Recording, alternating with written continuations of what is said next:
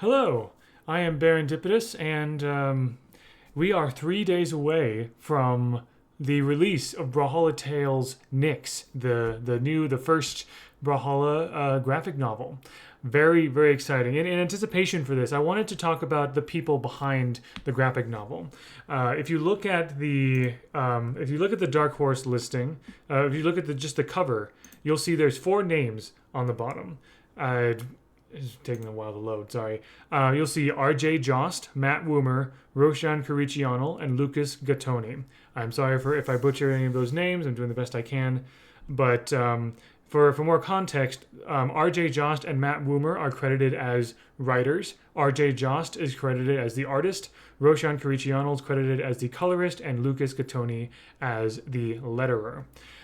So in kind of like researching this video, I learned a little bit more about some of these roles. Like I kind of had a vague sense of what a colorist and letterer might do for a graphic novel or a comic book or something. But yeah, now I know a little bit more. So let's talk about each of these individually. I'm going to start with Matt Woomer first, actually, because that's the first name I recognized. Actually, before I go into that, it may seem kind of, I want to just kind of bring up, it may seem kind of crazy that Dark Horse, one of the biggest American publishers of comic books and graphic novels, is publishing this, which is really awesome.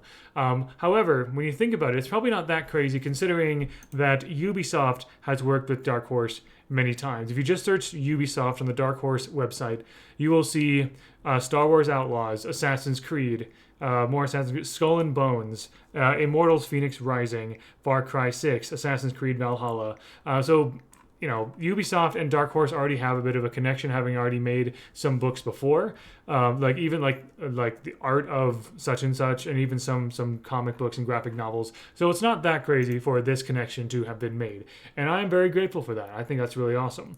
Anyway, moving on to Matt Woomer here. So you may recognize Matt Woomer as basically the guy who, one of the founders of Brawlhalla, essentially. He actually does not work at Blue Mammoth Games anymore.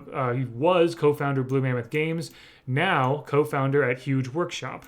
When I looked up, there's not a lot about Huge Workshop, but I just know that they're working on mobile games. And I think Huge Workshop was founded a year or so ago. That's around when Matt Woomer left BMG, I assume on good terms, to start his own thing.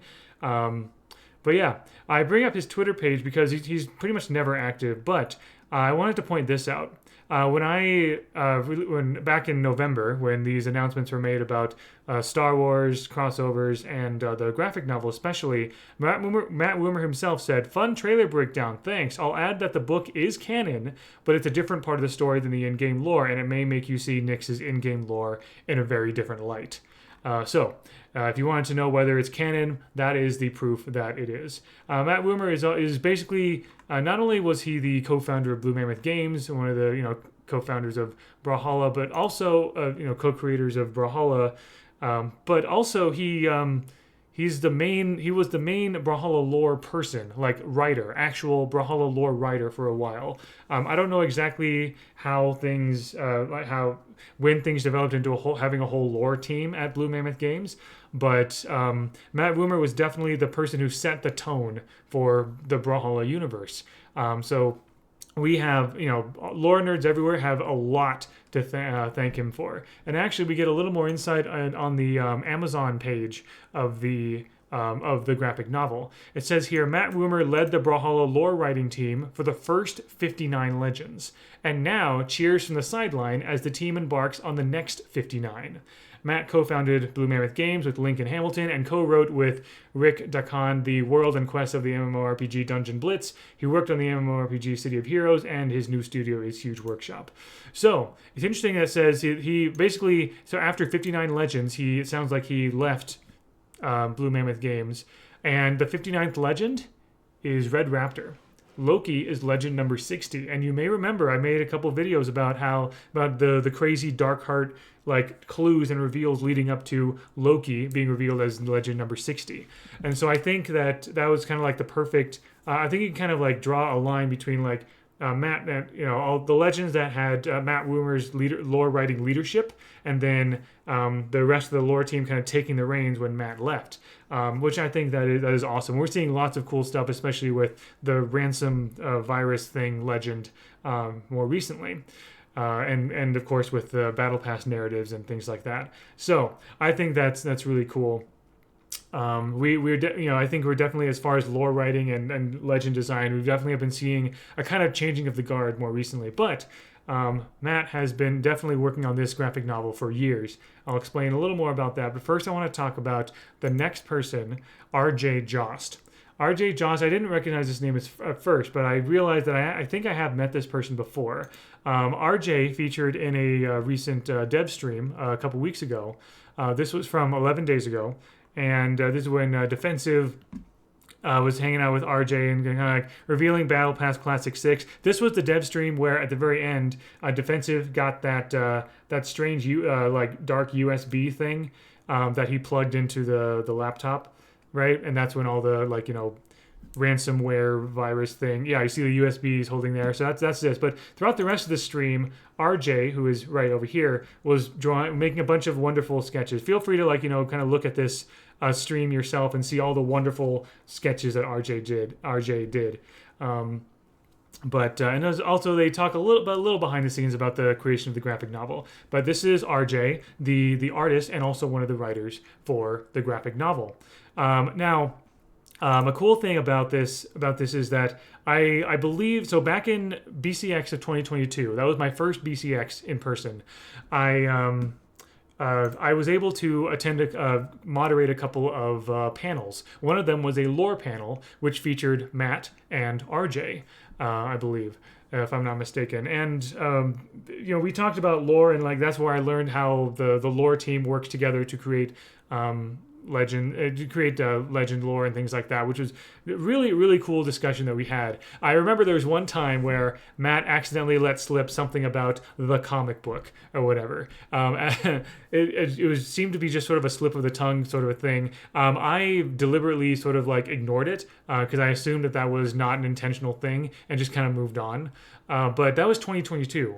There was clearly some work on a Brawlhalla comic book, even about 3 years ago. And honestly, it wouldn't surprise me if the comic book's been more than that, maybe 4 years in the making, or 4 or more years in the making, or something. This is a really, really cool achievement that they finally got this together. So RJ and Matt, both very much involved in Brawlhalla lore, and they're very, very experienced in writing lore for Brawlhalla. So RJ and Matt are both writers, and RJ, of course, is also one of the experienced artists at Blue Mammoth Games. So yeah, I just knew just from that. Just from those two names that I knew that we were in very good hands. But it doesn't stop there. The other two names, I believe, come from the Dark Horse side of things. So let's start with Roshan Karichianal, who is the colorist for this. So the colorist, by my understanding, is basically this is his Instagram page here. So comic book artist, him. Clients include Dark Horse and many others. You can kind of see on his Instagram page his color work. So generally what happens is that, at least in America, a lot of graphic novels and comic books kind of have a bit of an assembly line process where someone does the sketches for, first you sort of plan out the story and the pages and the panels and everything. Then you do sketches, then line art, and then someone else does sketches, and then someone does line art, then someone does the color, and then someone puts letters and text boxes and stuff, shading, whatever, all that kind of stuff. So usually different people are part of different parts of the process. You see this a lot with webtoons and other web comics if there's a team of people. So you can see that there's there's some work with Batman and things like that. So Roshan Karichianal is clearly a professional and a very, very much experienced colorist who has done work for Dark Horse and other publishers and creators. So that's really cool. So my guess is that RJ did a lot of the line art and planning and stuff and writing with Matt Woomer, and then of course worked with Roshan to get the coloring right. And then we move to the final person, Lucas Gattoni, who is the letterer.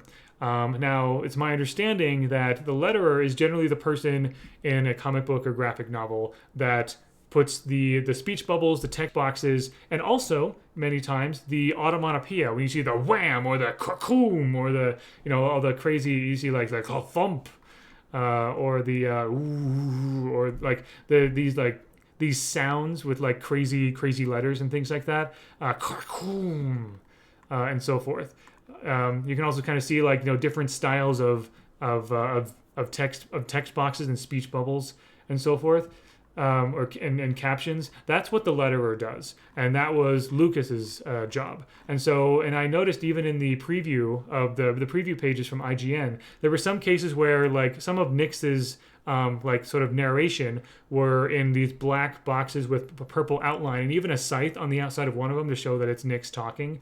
And I believe there's also one like the Heimdall one had like some like sort of yellow and gold outline around it. So it's details like that, kind of like giving you a clue about how you should be reading this, and how you should be sort of imagining the way these characters talk. The letterer does a lot to contribute to the flow of a page and characterization and things like that. So Lucas, you are awesome. And that is all of these people. And once again, Lucas, another person who has clearly done work for Dark Horse and other people before.